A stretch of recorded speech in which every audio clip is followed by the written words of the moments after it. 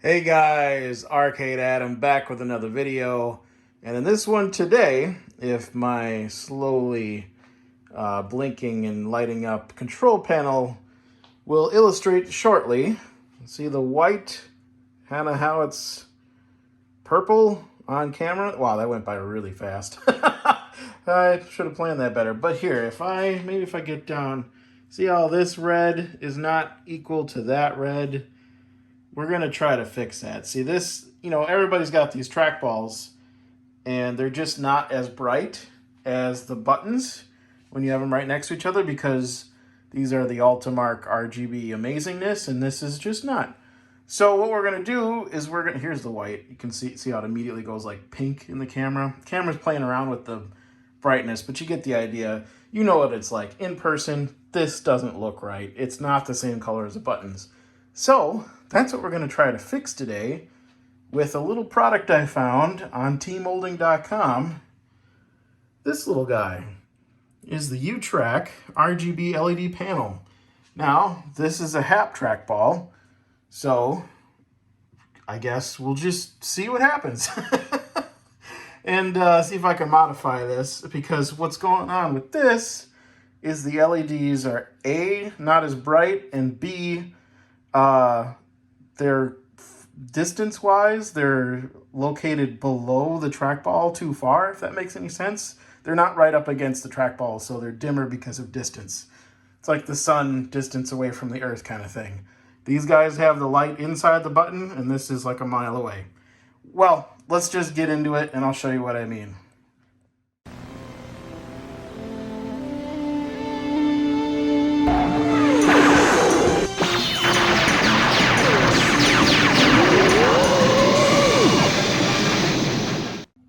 So here we are at the back of my Happ trackball, and I noticed even another problem. Let's see if you can see what I'm seeing. There's your RGB light cluster, and look where it's located as it pertains to the center of that hole. It's fallen down, and a small portion of it is like behind the plastic. It's loosey-goosey. So that's another thing, you guys. The no money fix is get in here with a screwdriver and center that sucker. But while I'm in here, I'm just going to YOLO it and see if I can modify this panel anyway. I've got to track down these wires and get them plugged in to the PACLED 64 in my situation. Now, the one thing I did notice that's going to be kind of annoying is over here on my PACLED 64, I've got male pins. And on that LED panel in t-moldng.com's Infinite Wisdom, male pins. So, yeah. I don't know if I have an adapter. We'll come up with something. Be right back. Well, boys, you win some and you lose some. Here we are back at the lab. We got our LED panel. I realized on closer inspection, it's actually made by, there we go, focus, Arcade Renovations, sold by t-moldng.com, which is interesting. And then as I was about to chooch on some DuPont connectors, got this nice crimper. And I got some female end kind of things going on here.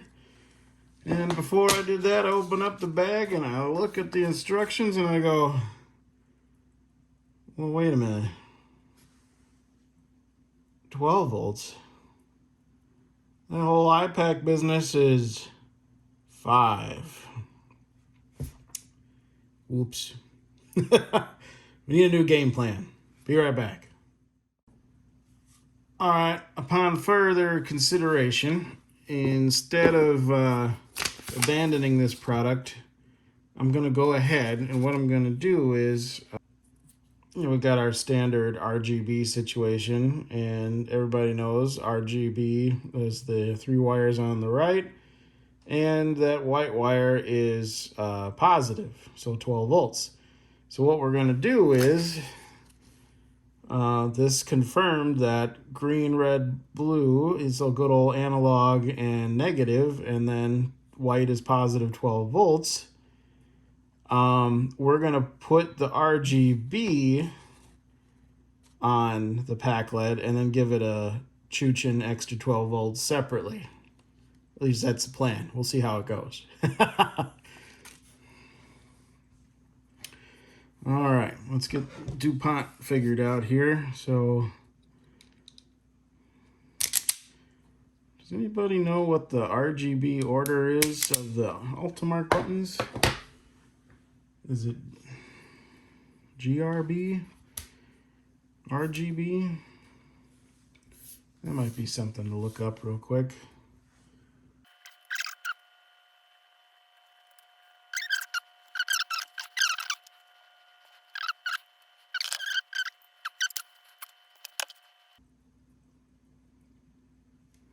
You guys can't see what I'm doing.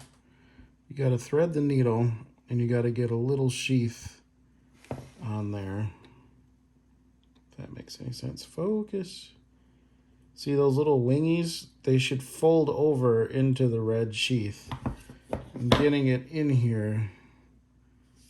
So if you can see the teeth. Wow, focusing is hard. There we go. See the kind of double butt end in there? You got to put the wings down and get them to fold over. All right, boys. I went to a YouTube University refresher course, and I see what I'm doing wrong on here. There's a front and a back to this guy, and basically my crimper's upside down compared to like most of them. Oh, hell. And it fell out, so I've got to put this back in. Okay, I've got it now. Let me do it so you guys can see what the hell's going on. There it is. I think I'm gonna thread that wire in after the fact. So you've got these little wingies. Focus. Come on, camera. Don't fail me now. Okay, right there. See these little wingies? There's a backstop on here. It's hard to see. There it is. See how there's a backstop in there? These little wingies go face down and up against that backstop, and it kind of holds them in place. And with the camera the way it is, I've got to rotate this around. There, like that. Every time I let go of it, it's moving on me. Okay, so I'm gonna chooch this down a little bit. Well, it won't go nowhere. And I'm gonna take my red wire and thread it through all the way till the sheath hits it. And then now I can crimpy. There! See, that's what it's supposed to do. Let's see if we can get that on camera. It's doing, there we go. It's doing the fold over into the sheath. See how it grabs it? And then, in theory, that won't pull off. And then, like I said, this is so hard to capture on film. Let me try to change my zoom level. Oh, maybe that'll work. There we go. You can see this is the, you can't really see it. There we go. See that plastic clip? That grabs onto this metal clip as I slide it in. And it won't let it back out once you get it all the way down there. Which might be a trick given how good this crimp is. Needs a little needle nose pliers help. Yeah, there we go. Oh yeah, that went right down in there. So you can see that metal's in there, and that's lifting that plastic arm up. And then I should be able to get this thing even more down in there. Oh, there it went. Sorry, I think I did it off camera. See how the plastic arm leveled out? And now I can't pull it out because that plastic arm is down in there. There. Oh, and I just realized I put it in the wrong spot. That's where the power goes. Son of a bitch. Sorry guys, I have swearing too much to do that on camera, but basically, if I can get this to focus again.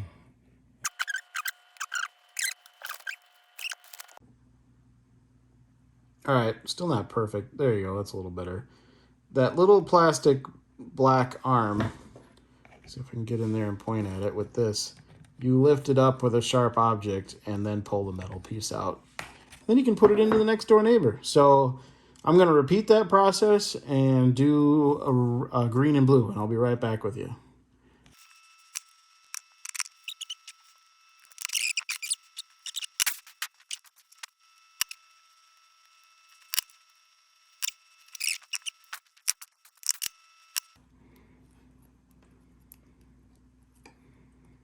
There. Got yourself an RGB DuPont connector, and then we'll throw 12 volts at that guy. We'll see what happens. We'll give this guy a strip. All right, guys. Oh, look at that white. So what I finally ended up with is not what you might expect. Here, let me grab, where'd it go? Where'd my LEDs go? Are they even in here anymore? We lost, well, that little LED panel that I was working on. Obviously, it's not in there. But while I'm talking, let me show, look at the colors. See how the brightness is much closer and the color accuracy is much closer? Like, look at the white. It's not, I mean, there is still some pink when it fades, see, but when it's white, and it looks better in person, in my opinion. Could be a little placebo effect. You'll see what I'm talking about, like when I show you what I did, because what I actually ended up doing was, so where's that, I gotta find this LED panel before I shut this thing up. This thing is a mess. But I had my voltmeter out, and I went ahead and I plugged in that LED panel into the pack LED.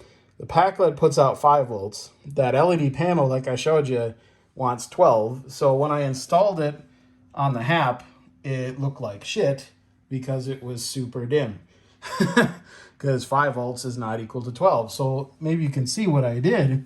If you remember, this spacer was underneath the PCB. So this green PCB was forward and out of the Happ. So now it's inside. Those LEDs are up in there. And they don't touch the trackball. So that's giving you a brighter result because they're much, much closer to the trackball, and the light is all encased inside of the Happ housing. So you've got light bouncing around in there, so it's going to be a little bit brighter. Now, that could be just my placebo effect after screwing around with this thing and the dimmer LED panel, but that's a free mod. You basically take that screw out, flip that spacer around, and put her back in. Now, I think I'm going to follow it up with some glue because this thing is still a little loose. If you put your finger on it, so I want to try to keep it as centered as possible. So I might dab a little bit of hot glue on there just to keep mine in place for those Billy Madison golden tea types, if you know what I mean. All right, guys, this was a quick and easy and maybe free mod. You don't need a product because the one I bought doesn't work. So don't do that. Even though I think if you want to try it or you know more than me and you can split voltage off of an LED controller, or you have a 12-volt LED controller, that little LED panel on t-moldng.com was $9. So no harm, no foul there. All right, guys, this is a quick one, hopefully. And please like and subscribe. The dislike button has been disabled, so RIP YouTube dislike button. But grow the channel, share it, comment. I'll see you down in the comments section, and maybe we can come up with a better solution. But until then, see you in the next one. Peace. All right, I'm back for one quick second. For those that are OCD and need closure, I found it. It was buried under my own meter, this little LED panel. I wish this worked, because look at all the LEDs. You just know that if you fed this thing 12 volts, it would be bright as shit. Ooh, I'm going to leave this right here for a minute because the camera is focused to where I think the color, see, look at that. It's much more color accurate, I swear. Just be quiet. Oh, like, see, white. White is white. Blue is blue, red is red. With the camera focusing on that. Look at that. That's a perfect example. Here comes a, yeah. Yeah, see, now you see what I'm trying to, oh, no, focus back on this. Focus back on this. No, this guy. Anyway, just trying to show the, you know, it's so hard to show what LEDs actually look like in person because they're not washed out in white when they're blue like that. Here, I can try to lock the aperture. So see, that just makes it look pink again, and it doesn't look like that in person. I don't know. But you get my point. Trust me when I tell you, it looks better than before. I promise you. It's still not perfect. Like you'll see here, this is green, and then I think there's going to be blue, and then it'll be white again. Also here's blue. And when it's brightest white, of course it's accurate, but it spends less time being purple, if you know what I mean. And see that when I had the camera focused and it did it. Here, let me see if I can unlock the aperture there. And I'll try to leave it right here. Point being, what I was trying to say is it spends less time being purple when it's trying to be white. There, got my sentence out. And then we're going to wait for blue to come in. And then let's see if it proves me wrong at this camera angle. So that was blue, even though it looked kind of white. And here comes white. See? That's more like what it looks in person. It spends more time being white than purple. Okay. Thanks, guys. Thanks for watching. Do the thing as I said before. Just wanted a quick follow-up. And let you know that I did find this guy. It's not just bouncing around in my arcade. Now, peace.